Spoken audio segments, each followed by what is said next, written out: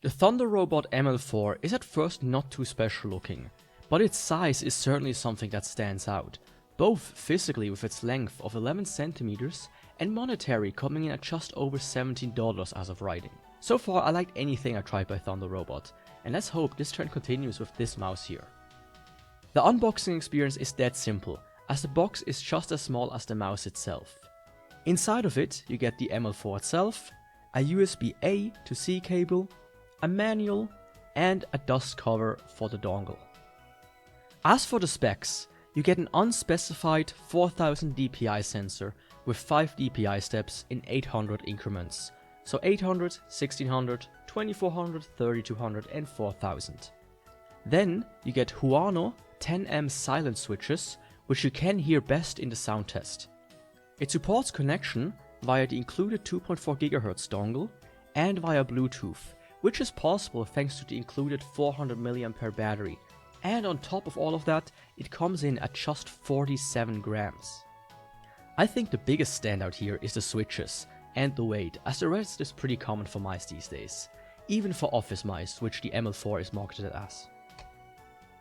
When it comes to using the mouse for the first time, I can say that there are two things that stood out from the get-go. First was the travel distance of the clicks. I don't know why they did that, but for some reason both the left and right have an absurd feeling travel distance. I would guess it's 2 to 4 times the distance that I'm used to with other mice. I genuinely start to forget about it when I'm starting to focus and then get surprised again. I really feel like they should change this if they ever make an ML5. Second are the consequences of its own weight. What I mean by that is not the size or the battery capacity. What I mean is that on one hand it feels hollow, to the point where it has a bit of a knockoff feel to it. And on the other hand is how thin the plastic is. When the laser is at full brightness, you can actually see it shine through the body of the mouse, and I bet this is even worse on the white version. I feel like there has to be some sort of coating that can be applied to the inside to prevent the light from leaking out, or they could just use an infrared laser. Another thing I also want to mention is the fact that the dongle is stored here in the back of the mouse, which is quite a strange position if you ask me. For that reason, they included this rubber dust cover, but they didn't think of a good way to take it with you. Because of that, I do think that taking this mouse with you often enough will eventually lead to the loss of either the dongle or the dust cover. One last thing is also the sleep mode. To conserve the battery, the mouse enters sleep mode after a few minutes of inactivity. This is not bad, but it seems like I have to click for the mouse to wake up, which just makes it a weirdly conscious action one needs to perform every so often.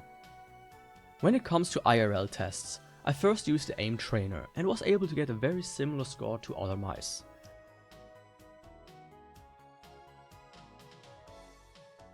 But something I did notice very quickly is that I was more exhausted than with other mice. I do attribute that to the greater travel distance. With other mice, I only have to flex my muscle and relax it, but with this one I have to actually move it. I might be able to get used to it, but at least for a while clicking rapidly for prolonged time is out of the question. In an actual game, it felt smooth and overall performed well. I do think, however, that I still can't come to terms with the click distance. I at times almost had a feeling that I was playing with a microscopic delay. Once again, this might be something you can get used to, but for me this was just an overall strange experience. Compared to previous mice, the polling rate with the dongle is quite low with 266 Hz. I knew it was going to be low, but not this low. I then also tested Bluetooth, and it was even worse with 128 Hz. So if that is a deciding factor, then the ML4 is not for you at all. Now, I already mentioned how silent the mouse is, but I do want to show it here again compared to a normal mouse and my modded G45.